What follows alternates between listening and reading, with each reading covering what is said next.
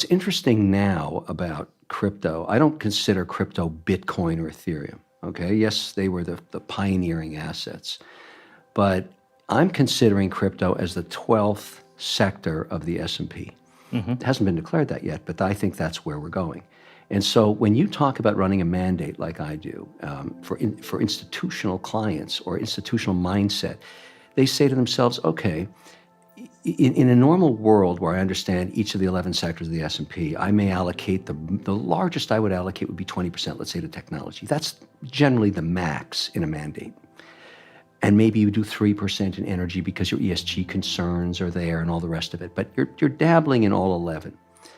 I'm now dabbling in crypto as if it was the 12th. So that means I don't need a mandate to do that. I'm doing that because I'm able to get my compliance department to agree on certain coins, tokens, assets, but they have no interest in just buying Bitcoin. I get Bitcoin. That's one asset. It's just like when you say, I'm going to have 20% in tech. There's 1,000 companies to choose from to build that position. So for me now to actually get into crypto, I need multiple positions because I'm mandated to have diversification. So yeah, I own Bitcoin. Yes, I have some Ethereum. I have some Litecoin. I have some USDC, but there's much more coming. And I'm at 3% right now, waiting in a mandate. That's not a lot. I'm on my way to 7% by year end. That's a lot. And that's starting to be where I consider myself a participant in this market. But I'm having to do it different than maybe you or Pomp or a lot of the guys that were pioneers. I don't have the option to be a cowboy. I can't do that. I have three problems on that front. Number one, I have to get my internal compliance officer to agree. Number two, I have to get my external auditor to sign the audited statements that then turn into reports to the regulators in every jurisdiction that I participate in. I cannot afford to be offside for 1 second. So that's taken a lot of time. That ain't easy. And that is where we sit. And I'd say to you, that's good and bad news. It's good news that I've been able to do it. It took me almost half a year. But the upside is that there's trillions of dollars of the people I service that want to do the same thing. If we could just get the regulator on side to tell us what the rules are, it's like football. You can't play football if you don't know the rules. We need the rules. Then you're going to get a massive allocation to crypto. What is 7% in real numbers? I don't say because it goes across multiple mandates. And, you know, we have rules about disclosing dollars because it's not always our money. And are these people just kind of aware that this is this crypto thing and they know they should do it and they just trust you with your money? Because in my world, like my show is what Bitcoin did. I 95 to 98% of our content is Bitcoin. We occasionally discuss other projects. So I might discuss Ethereum if I wanted to talk about stable coins or do the comparisons. But in my world, Bitcoin is very different from crypto. I actually consider them two different things. All they share is the fact that they both use a blockchain and cryptography. Yeah. But what they are trying to achieve, for me, are very, very different things. So is there just this wider desire for people to invest in crypto and they don't really care what it is, and it's for you to decide the investments? No, when it comes to crypto, because of the compliance and the regulations and where we're at, I don't put other people's money into crypto mandates. I'm very fortunate to have my own operating companies, multiple operating companies that I control in the case where this crypto is 100% control.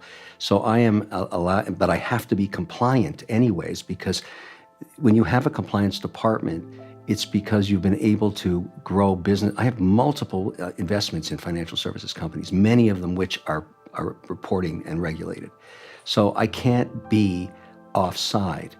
It's because I'm a shareholder in these companies. And so... What do you mean by offside? So let me give you an example. Back in 2017, when I took my first position in crypto, the regulatory environment was nothing less than toxic, all right? At that time, regulators around the world were sending out complaints to all kinds of people that were trying to tokenize all kinds of assets, including one here in New York, a hotel.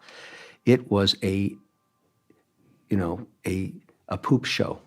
And you can say a shit show. Yeah, it was, and you just can't get involved in that when you're reporting and being compliant in many other jurisdictions.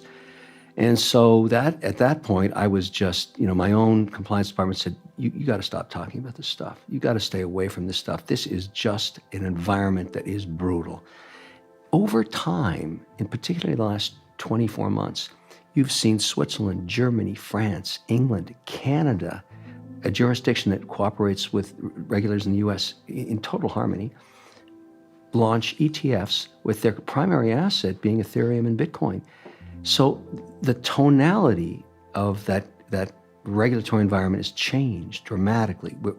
You're starting to see the regulator, talking about, let's discuss these asset classes, let's get into a dialogue about it. And as a result, I've been able to be more flexible about my own position and come out and disclose just a few months ago that I'd taken on a 3% position in our operating company of specifically Bitcoin and a few others. But I agree with you on the thesis you have on Bitcoin, because when I talk to, let me give you an example, which is, I think is very intuitive what you said there. Mm-hmm. Let's say I'm talking to a sovereign fund, all right? Let's say, and they have 500 billion, and they want to deploy into crypto for the first time, and they're going to put a small weighting, 1%. The reason they haven't done it yet is not because they're having a debate about whether they want to. They want to, but they have a compliance department that includes an ESG committee, which determines which assets get to the investment committee first, because every single asset is viewed with that particular sovereign fund by the merits of sustainability. And so just, at Bitcoin 2021, there was a huge debate going on. Elon Musk was involved. I'd made some statements about it because I'd learned from the pensions that they weren't going to get involved in it because it was not ESG compliant. The Chinese were burning coal to make electricity, to mine and get awarded coins. That was a nightmare. And so the reason Bitcoin is still not yet an institutional product is we have not got around this issue of sustainability. It's getting addressed, and I'll give you an example. This is a shout out to a company I am a shareholder in, Hut 8, all right? Jamie Leverton. Yeah, she's great. She is great. I met her through a real estate transaction, and we started having a discussion like you and I are right now about ESG. She said, look, I'm ESG compliant. But what I like about her company is that I can buy her equity, which I did at that time. I think I'm up 69% in the mandate that's in, because she claimed, and she was right, that she is in direct vol. In other words, the correlation between the price of Bitcoin and her stock price is 1-to-1. So